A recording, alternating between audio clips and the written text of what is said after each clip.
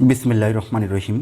আলোচনার শুরুতে স্মরণ করছি সর্বকালের সর্বশ্রেষ্ঠ বাঙালি জাতির জনক বঙ্গবন্ধু শেখ মুজিবুর রহমানকে, এবং তার সাথে স্মরণ করছি বাংলাদেশের 4 জাতীয় নেতাকে।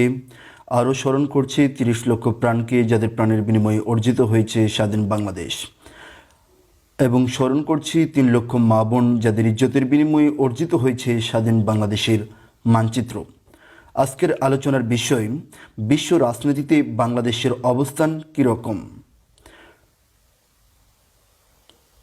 আমরা যদি বিশ্ব রাজনীতিতে বাংলাদেশের অবস্থানগুলো একটু লক্ষ্য করি, তাহলে দেখতে পাব যে বাংলাদেশ বিশ্বের 31তম অর্থনৈতিক দেশ হিসেবে অবস্থান করেছে, এবং 2033 সালে বাংলাদেশ 21তম বৃহত্তম অর্থনৈতিক দেশে পরিণত হবে।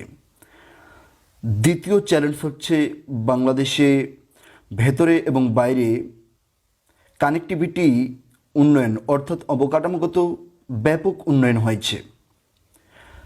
তৃতীয় বিষয়টি হচ্ছে ব্লু ইকোনমি, অর্থাৎ ভারত এবং মায়ানমারের সঙ্গে সমুদ্রসীমা নিয়ে যে বিরোধ ছিল, বাংলাদেশ আন্তর্জাতিকভাবে সেই বিরোধের নিষ্পত্তি করতে পেরেছে।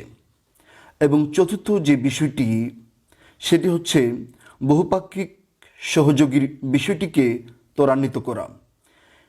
এই 4টি বিষয়ে আন্তর্জাতিক রাজনৈতিক অবস্থানের ক্ষেত্রে বিশেষ ভূমিকা পালন করে। আমরা যদি একটু 1971 সালে যুদ্ধের সময়টি খেয়াল করি, তাহলে দেখতে পাবো যে 1971 সালে যুদ্ধে বাংলাদেশকে সহযোগিতা করেছিল আমাদের প্রতিবেশী দেশ ভারত এবং সোভিয়েত ইউনিয়ন, এবং সেই সময়ে বাংলাদেশের বিপক্ষে অবস্থান নিয়েছিল আমেরিকা এবং চীন। এই দুইটি দেশ আমাদের বিপক্ষে অবস্থান নিয়েছিল। আমরা যদি একটু লক্ষ্য করি যে বর্তমানে আমেরিকার সাথে বাংলাদেশের সম্পর্ক কীরকম, আমেরিকা সবসময় চায় যে বাংলাদেশ তাদের বলের মধ্যে থাকুক, এবং কি যেন তারা বাংলাদেশকে নিয়ন্ত্রণ করতে পারে রাজনৈতিকভাবে, এরকম একটি অবস্থানে বাংলাদেশ থাকুক। ভারতও সবসময় তাদের স্বার্থ লক্ষ্য করবে, এবং ভারত সবসময় চাইবে যে বাংলাদেশ যেন তাদের রাজনৈতিক বলয়ের মধ্যে থাকে। এমনকি চীন সবসময় চাইবে বাংলাদেশকে তাদের প্রতিবেশী দেশ হিসেবে রাখতে। একইভাবে রাশিয়াও চায় যে বাংলাদেশ রাশিয়ার সাথে এক হয়ে কাজ করুক, এবং অর্থনীতিতে রাশিয়ার সাথে একসাথে বাংলাদেশ কাজ করুক। প্রতিটি দেশ তাদের নিজস্ব স্বার্থ সবসময় লক্ষ্য করে এবং সবসময় তাদের নিজস্ব স্বার্থ দেখে। এটি হচ্ছে প্রতিটি রাষ্ট্রের চাহিদা।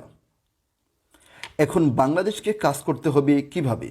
বাংলাদেশকে এমনভাবে কাজ করতে হবে যেন ভারতও বাংলাদেশের সাথে একটা ভালো সম্পর্কে অবস্থান করে, চীনও বাংলাদেশের সাথে একটি ভালো অবস্থান তৈরি করে, এবং বাংলাদেশ আমেরিকার সাথেও যেন একটি ভালো সম্পর্ক তৈরি করতে পারে, এবং চীনের সাথেও ভালো সম্পর্ক তৈরি করতে পারে, এমনকি রাশিয়ার সাথেও যেন বাংলাদেশ একটি ভালো সম্পর্ক তৈরি করতে পারে। এরকম একটি অবস্থানের মধ্যে বাংলাদেশকে থাকতে হবে। আমেরিকা চায় বাংলাদেশ থেকে যে সেন্ট মার্টিন দ্বীপে আমেরিকার সেনাঘাঁটি তৈরি করতে, আর এটা বাংলাদেশ সরকার কখনোই দিতে চাইবে না। কেননা সেনাঘাঁটি যদি আমেরিকাকে দেওয়া হয়, তাহলে চীন আমাদের উপর রাগ করবে, ভারত আমাদের উপর রাগ করবে। তাই কোনোভাবেই বাংলাদেশ সরকার চাইবে না যে আমেরিকায় সেনাঘাঁটি দিতে, আর চীনও এটা কখনো পছন্দ করবে না। তাই বাংলাদেশ সরকার যদি আমেরিকাকে সেনাঘাঁটি তৈরি করতে দেয়, তাহলে এটা বাংলাদেশের জন্য খুব একটি সুফল বয়ে আনবে না। ভারত বাংলাদেশ থেকে যেগুলো চায় সেগুলো তারা সবই পেয়েছে। ভারত সাধারণত বাংলাদেশ থেকে যেগুলো চেয়েছে সেগুলো হচ্ছে ইলিশ মাছ, ছিটমহল বিনিময়, এবং ভারতকে সড়কপথে ট্রানজিট দেওয়া, চট্টগ্রাম ও মংলা সমুদ্র বন্দর ব্যবহারের অনুমতি দেওয়া, ভারত বাংলাদেশের প্রতিরক্ষা চুক্তি কিংবা ভারতের উত্তর পূর্বাঞ্চলে বিচ্ছিন্নবাদীদের দমনে বাংলাদেশের সহায়তা, এগুলো বাংলাদেশ সরকার ভারতকে দিয়েছে। আর ভারতে তেমন কিছু বাংলাদেশ থেকে প্রয়োজন নেই। বিশ্ব রাজনীতিতে বাংলাদেশ